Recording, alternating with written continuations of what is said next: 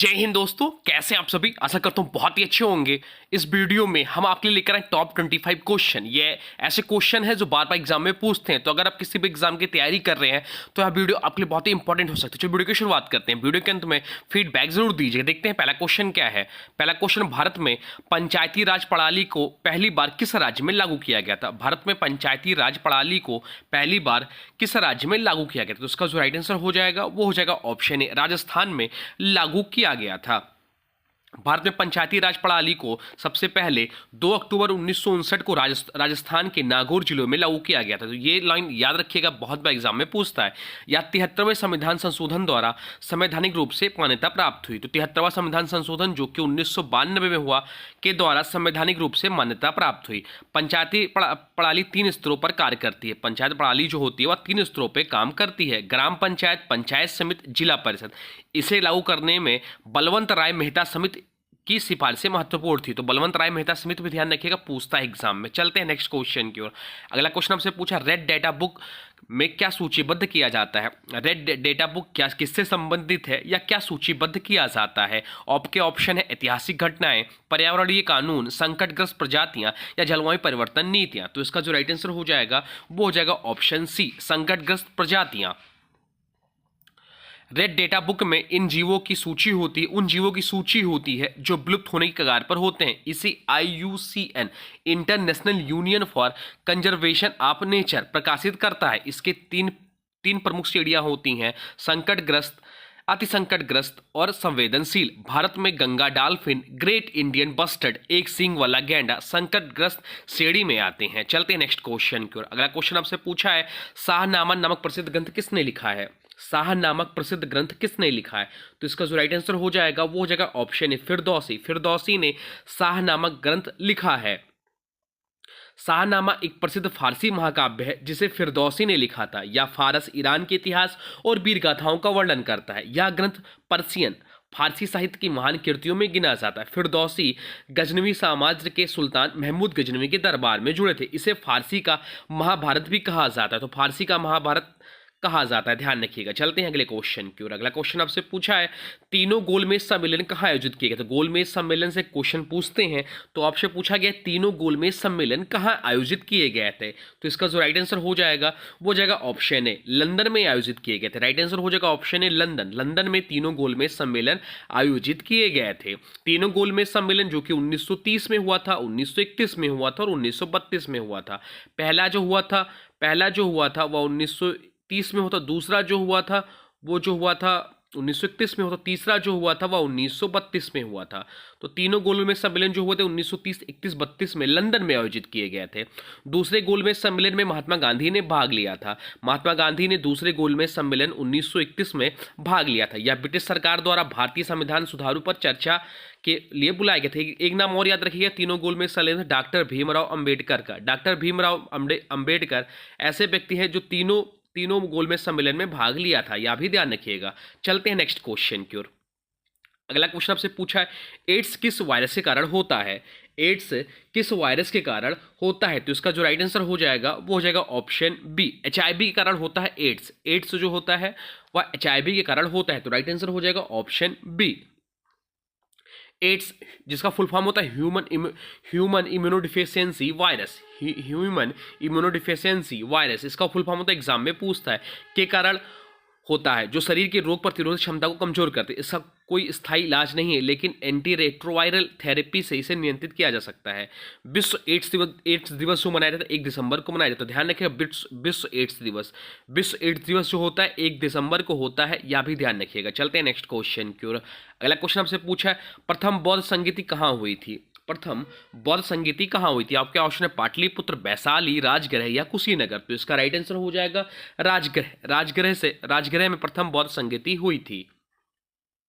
प्रथम बौद्ध संगीति राजगृह अब राजगीर बिहार में 483 ईसा पूर्व में हुई थी, जो महात्मा बुद्ध के महापरिनिर्वाण के बाद आयोजित की गई थी। यह अजातशत्रु के शासनकाल में हुई। तो ध्यान रखिएगा, शासनकाल भी पूछता है, तो यह जो हुआ था अजातशत्रु के शासनकाल में हुआ था। इसका उद्देश्य बौद्ध ग्रंथों का संकलन और संरक्षण करना था। नेक्स्ट क्वेश्चन आपसे पूछा, पृथ्वी दिवस कब मनाया जाता है। पृथ्वी दिवस कब मनाया जाता है, तो 22 अप्रैल को पृथ्वी दिवस मनाया जाता है। तो राइट आंसर हो जाएगा ऑप्शन बी, 22 अप्रैल। 22 अप्रैल को पृथ्वी दिवस मनाया जाता है। हर साल 22 अप्रैल को पृथ्वी दिवस मनाया जाता है, जो पर्यावरण संरक्षण के लिए जागरूकता फैलाने का दिन है। इसकी शुरुआत 1970 में अमेरिका से हुई थी, यह भी ध्यान रखिएगा। चलते हैं नेक्स्ट क्वेश्चन की ओर। अगला क्वेश्चन आपसे पूछा है, इंटरनेशनल डेट लाइन कहाँ स्थित है?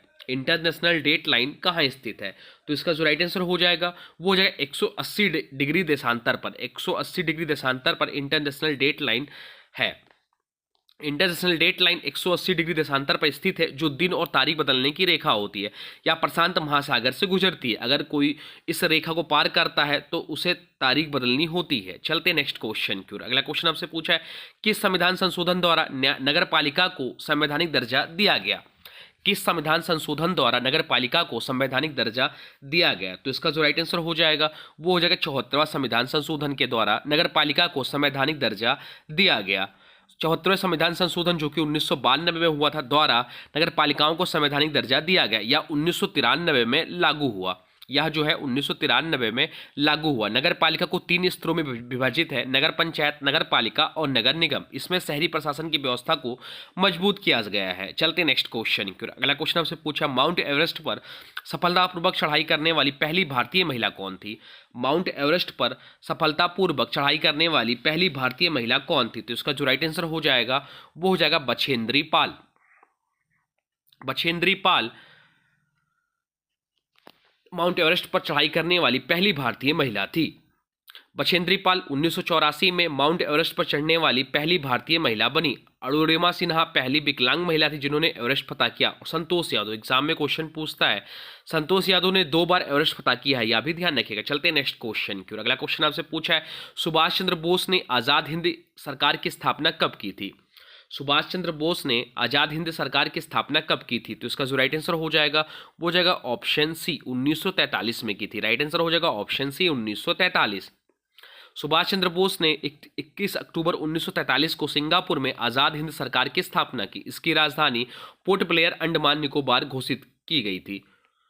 इस सरकार की अपनी मुद्रा और बैंकिंग प्रणाली थी। एक पूछता है नारा सुभाष चंद्र बोस का, तुम मुझे खून दो मैं तुम्हें आज़ादी दूंगा। यह नारा जो है सुभाष चंद्र बोस जी का, यह भी ध्यान रखिएगा। चलते हैं अगले क्वेश्चन की ओर। अगला क्वेश्चन आपसे पूछा, भारतीय राष्ट्रीय ध्वज को आधिकारिक रूप से कब अपनाया गया? भारतीय राष्ट्रीय ध्वज को आधिकारिक रूप से कब अपनाया गया? तो इसका जो राइट आंसर हो जाएगा वो हो जाएगा 22 जुलाई 1947 को। 22 जुलाई 1947 को भारतीय राष्ट्रीय ध्वज को आधिकारिक रूप से अपनाया गया। 22 जुलाई 1947 को भारतीय संविधान सभा ने तिरंगे को भारत का राष्ट्रीय ध्वज घोषित किया। इसमें केसरिया, सफेद और हरा रंग होता है। बीच में अशोक चक्र में 24 तीलियां होती है और झंडा दिवस जो मनाया जाता है वो भी 22 जुलाई को मनाया जाता है, यह भी ध्यान रखिएगा। चलते हैं नेक्स्ट क्वेश्चन की ओर। अगला क्वेश्चन आपसे पूछा है, कौन सा राज्य भारत का शुगर बाउल कहलाता है? कौन सा राज्य भारत का शुगर बाउल ऑफ इंडिया कहलाता है? तो इसका जो राइट आंसर हो जाएगा वो हो जाएगा ऑप्शन है उत्तर प्रदेश। उत्तर प्रदेश जो है वह भारत का शुगर बाउल कहलाता है। उत्तर प्रदेश भारत का सबसे बड़ा गन्ना उत्पादक राज्य है, इसलिए इसे भारत का शुगर बाउल कहा जाता है। भारत दुनिया का दूसरा सबसे बड़ा चीनी उत्पादक देश है। पहला जो है ब्राजील। उत्तर प्रदेश में सबसे अधिक चीनी मिली है, यह भी ध्यान रखें। उत्तर प्रदेश की बात करें तो उत्तर प्रदेश की जो राजधानी है वह लखनऊ है। उत्तर प्रदेश की जो राजधानी है लखनऊ है। वर्तमान समय में उत्तर प्रदेश में जो लोकसभा की सीटें हैं वो 80 हैं। 80 लोकसभा की सीटें हैं। यहाँ के जो मुख्यमंत्री हैं वो योगी आदित्यनाथ हैं। वर्तमान समय में यहाँ के जो मुख्यमंत्री हैं वो योगी आदित्यनाथ हैं और वर्तमान समय जो यहाँ की मुख्यमंत्री हैं वो आनंदीबेन पटेल हैं, यह भी ध्यान रखिए। चलते नेक्स्ट क्वेश्चन की ओर। अगला क्वेश्चन आपसे पूछा है, गदर पार्टी की स्थापना किस वर्ष हुई थी? गदर पार्टी की स्थापना किस वर्ष हुई थी? तो गदर पार्टी की जो स्थापना हुई थी वह 1913 में हुई थी। राइट आंसर हो जाएगा ऑप्शन ए 1913 में गदर पार्टी की स्थापना हुई थी। गदर पार्टी की स्थापना 1913 में लाला हरदयाल और सोहन सिंह भागना ने अमेरिका के सैन फ्रांसिस्को में की थी। इसका उद्देश्य ब्रिटिश राज के खिलाफ सशस्त्र विद्रोह करना था। गदर आंदोलन 1915 में असफल हो गया, लेकिन इसने भारतीय स्वतंत्रता संग्राम को प्रेरित किया। चलते हैं नेक्स्ट क्वेश्चन की ओर। अगला क्वेश्चन आपसे पूछा है, भारत के संविधान के प्रस्तावना में समाजवादी और धर्मनिरपेक्ष शब्द किस संविधान संशोधन के तहत जोड़े गए? भारत के संविधान की प्रस्तावना में समाजवादी और धर्मनिरपेक्ष शब्द किस संविधान संशोधन के तहत जोड़े गए थे? तो इसका जो राइट आंसर हो जाएगा वो हो जाएगा ऑप्शन ए 42वां संशोधन के तहत। ऑप्शन ए इसका राइट आंसर हो जाएगा।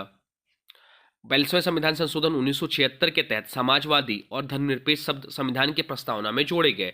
इसे मिनी संविधान भी कहा जाता है, ध्यान रखिएगा। या इंदिरा गांधी सरकार द्वारा आपातकाल के दौरान लागू किया गया। इस संशोधन के तहत मौलिक कर्तव्यों को भी संविधान में जोड़ा गया। चलते हैं नेक्स्ट क्वेश्चन की ओर। अगला क्वेश्चन हमसे पूछा है, भाभा परमाणु अनुसंधान केंद्र कहाँ स्थित है? भाभा परमाणु अनुसंधान केंद्र कहाँ स्थित है? तो उसका जो राइट आंसर हो जाएगा वो हो जाएगा ऑप्शन बी, मुंबई में स्थित है भाभा परमाणु अनुसंधान केंद्र। भाभा परमाणु अनुसंधान केंद्र मुंबई में स्थित है और भारत के परमाणु अनुसंधान का प्रमुख केंद्र है। इसकी स्थापना 1954 में होमी भाभा ने की थी। यह परमाणु ऊर्जा, रेडियोधर्मी तत्वों और नाभिकीय तकनीक पर अनुसंधान करता है। चलते हैं नेक्स्ट क्वेश्चन की ओर। अगला क्वेश्चन हमसे पूछा है, कौन सा भारतीय राज्य ब्लैक राइस उत्पादन के लिए प्रसिद्ध है? कौन सा भारतीय राज्य ब्लैक राइस उत्पादन के लिए प्रसिद्ध है? तो इसका जो राइट आंसर हो जाएगा वो हो जाएगा मणिपुर। मणिपुर जो है यह प्रसिद्ध है।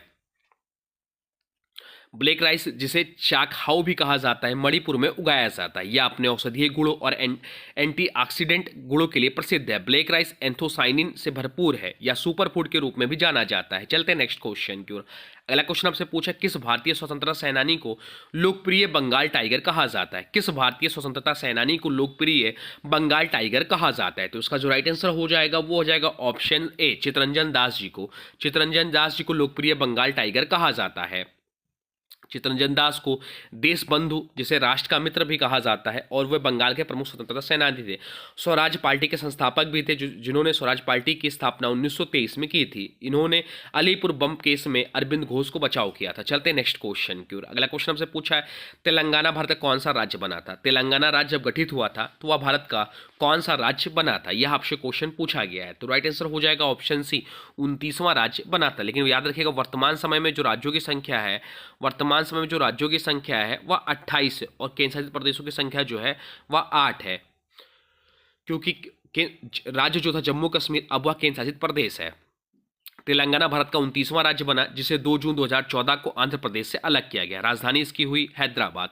तेलंगाना गठन आंध्र प्रदेश पुनर्गठन अधिनियम 2014 के तहत हुआ। चलते नेक्स्ट क्वेश्चन की ओर। अगला क्वेश्चन आपसे पूछा है, दार्शनिकों का राजा की संकल्पना किसने की थी? दार्शनिकों की राजा की संकल्पना किसने की थी? तो इसका राइट आंसर हो जाएगा प्लेटो। प्लेटो ने की थी। राइट आंसर हो जाएगा ऑप्शन सी, प्लेटो। प्लेटो ने अपनी प्रसिद्ध पुस्तक रिपब्लिक में दार्शनिक राजा की अवधारणा दी गई है। प्लेटो जो है ग्रीस दार्शनिक था और उसके जो शिष्य थे वो अरस्तु थे। चलते हैं नेक्स्ट क्वेश्चन की ओर। अगला क्वेश्चन आपसे पूछा है, एशिया का नोबेल पुरस्कार किसे कहा जाता है? एशिया का नोबेल पुरस्कार किसे कहा जाता है? तो रेमन मैग्सेसे पुरस्कार को एशिया का नोबेल पुरस्कार कहा जाता है। राइट आंसर हो जाएगा ऑप्शन सी, रेमन मैग्सेसे पुरस्कार।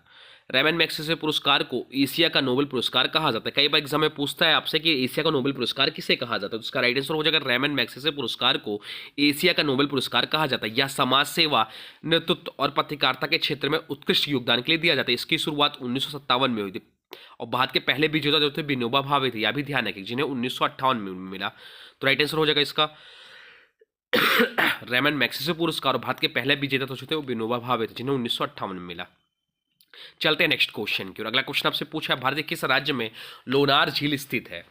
भारत के किस राज्य में लोनार झील स्थित है? तो इसका जो राइट आंसर हो जाएगा वो हो जाएगा ऑप्शन बी, महाराष्ट्र में लोनार झील स्थित है। राइट आंसर हो जाएगा ऑप्शन बी। लोनार झील महाराष्ट्र के बुलढाणा जिले में स्थित है। यह एक गड्ढा झील है जो उल्कापिंड से गिरने से बनी थी। इस झील का पानी क्षारीय है और यह भारतीय एकमात्र मेटियोराइट झील है। चलते नेक्स्ट क्वेश्चन की ओर। अगला क्वेश्चन आपसे पूछा, एंटीबायोटिक की खोज किसने की थी? एंटीबायोटिक की खोज किसने की थी? तो उसका राइट आंसर हो जाएगा अलेक्जेंडर फ्लेमिंग। अलेक्जेंडर फ्लेमिंग ने एंटीबायोटिक की खोज की थी। अलेक्जेंडर फ्लेमिंग ने 1928 में पेनिसिलिन की खोज की, जो दुनिया की पहली एंटीबायोटिक थी। चेचक का जो खोज किया था 1796 में एडवर्ड जेनर ने किया। एडवर्ड जेनर ने चेचक के टीके की खोज की थी। और लुई पास्चर जो है वह रेबीज के टीका की खोज किया। रेबीज के टीके की खोज हो चुकी थी और लुई पास्चर ने किया था। चलते नेक्स्ट क्वेश्चन की ओर। अगला क्वेश्चन आपसे पूछा है, किस ग्रह को मॉर्निंग स्टार और इवनिंग स्टार दोनों कहा जाता है? किस ग्रह को मॉर्निंग स्टार और इवनिंग स्टार दोनों कहा जाता है? तो राइट आंसर हो जाएगा शुक्र ग्रह। शुक्र ग्रह को मॉर्निंग स्टार और इवनिंग स्टार भी कहा जाता है। सबसे चमकीला ग्रह भी शुक्र ग्रह है, यह भी ध्यान रखिएगा। शुक्र ग्रह को सुबह का तारा और शाम का तारा दोनों कहा जाता है, क्योंकि क्या सूर्योदय और सूर्यास्त के समय चमकता है। यह सौरमंडल का सबसे गर्म ग्रह है। इसका वायुमंडल मुख्यतः कार्बन डाइऑक्साइड से बना है। यहाँ पर ग्रीन हाउस प्रभाव अत्यधिक होता है। चलते हैं नेक्स्ट क्वेश्चन की ओर। आज का अंतिम क्वेश्चन है, भारत में प्लासी युद्ध कब हुआ था? भारत में प्लासी का युद्ध कब हुआ था? तो प्लासी का युद्ध जो हुआ था, बैटल ऑफ प्लासी, वो 1757 में हुआ था। तो याद रखिए 1757 में प्लासी का युद्ध हुआ था।